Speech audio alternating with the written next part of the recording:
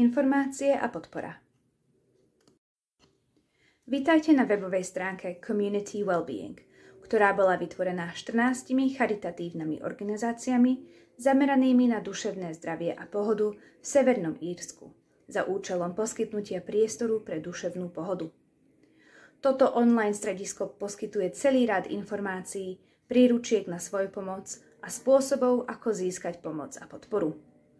Od rád, ako sa dobre vyspať, cez tipy, ako bojovať so stresom v práci alebo finančnými problémami, až po informácie o tom, kde nájsť miestnu potravinovú banku alebo ako získať podporu v oblasti bývania. Komunitné centrum pre pohodu je tu na to, aby vám zabezpečilo užitočné informačné zdroje pre vaše duševné zdravie a pohodu. Ďalej sa dozviete, ako sa orientovať v komunitnom centre pre pohodu.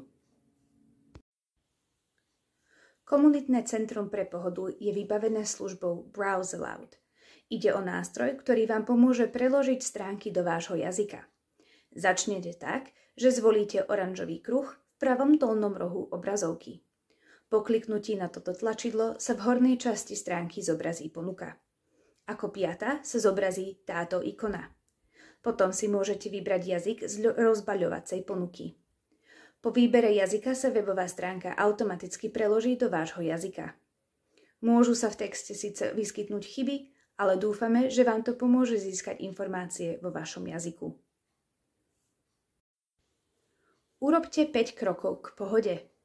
Väčšina z nás vie, kedy je psychicky a fyzicky v poriadku, ale niekedy potrebujeme trochu viac podpory, aby sme sa udržali v dobrej kondícii. Existuje 5 jednoduchých krokov, ktoré vám pomôžu udržať a zlepšiť vašu duševnú pohodu. Skúste ich zaradiť do svojho každodenného života. Môžete ich vnímať ako 5 krokov pre pohodu. Vzťahy. Spojte sa s ľuďmi okolo seba. Rodinou, priateľmi, kolegami a susedmi. Doma, v práci, v škole alebo v miestnej komunite. Považujte tieto vzťahy za základné kamene svojho života a venujte čas ich rozvíjaniu. Budovanie týchto vzťahov vás bude každý deň podporovať a obohacovať. Buďte aktívni. Choďte na prechádzku, behajte, bicyklujte, hrajte hry, venujte sa záhrade alebo tancujte. Vďaka cvičeniu sa budete cítiť dobre. Najdôležitejšie je objaviť fyzickú činnosť, ktorá vás baví. Takú, ktorá vyhovuje vašej úrovni pohyblivosti a kondície. Všímajte si okolie. Buďte pozorní.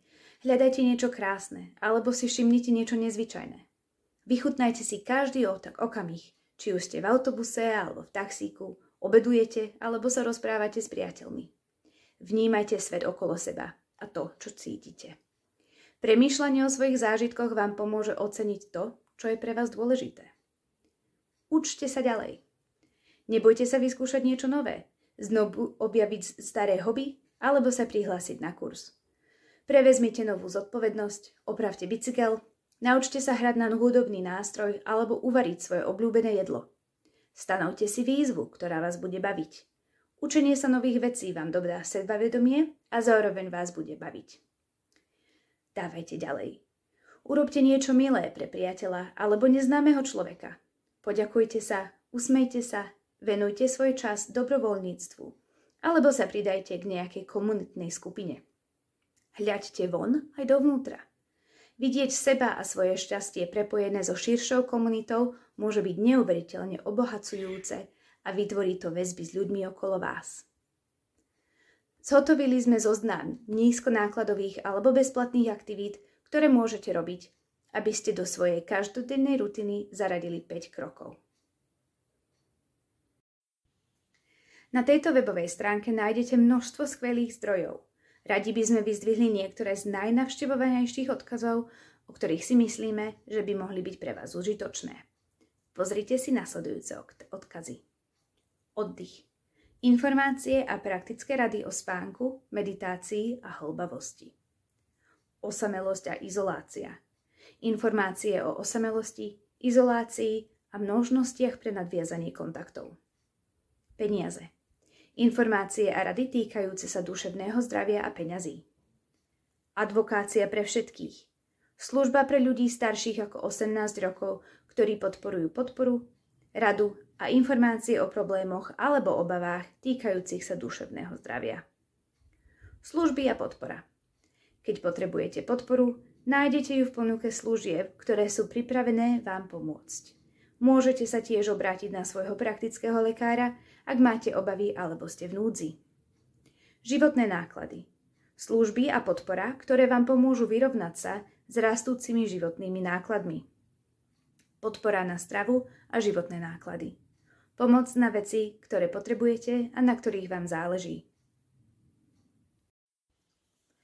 Rasizmus a duševné zdravie.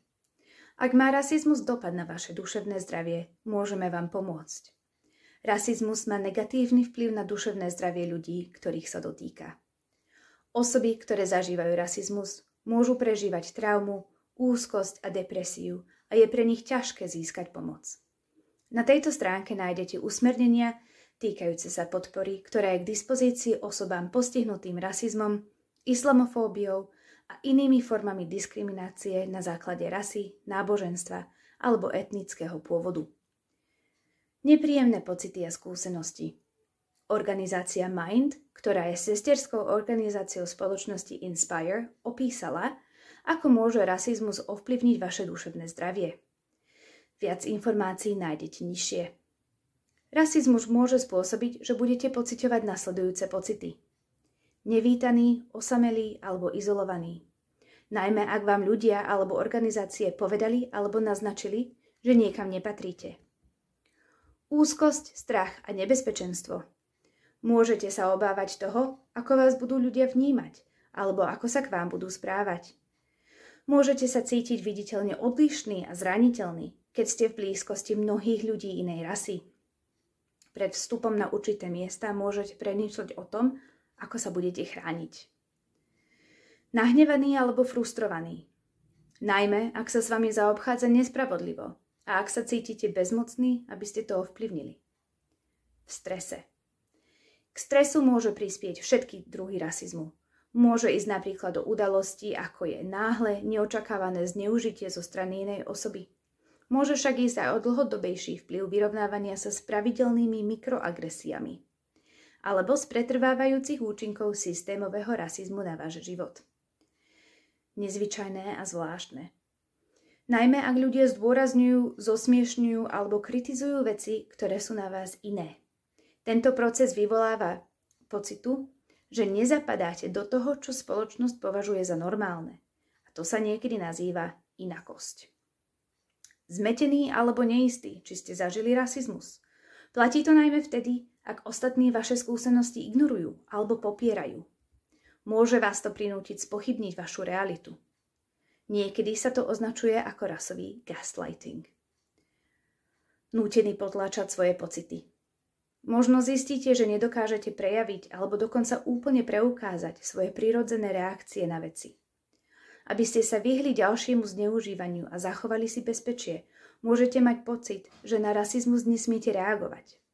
To môže spôsobiť, že sa budete cítiť otúpení, alebo to môže znamenať, že táto skúsenosť vo vás zostane na dlhší čas. Ohromený alebo vyčerpaný. Pravidelne sa môžete stretávať s rasizmom. To môže mať kumulatívny účinok na vaše duševné zdravie. Môžete sa cítiť obklopený rasizmom. Vaše skúsenosti s rasizmom sú pre vás osobné a prelínajú sa s mnohými ďalšími faktormi. Požiadať o pomoc môže byť dôležitým krokom k zlepšeniu vášho duševného zdravia.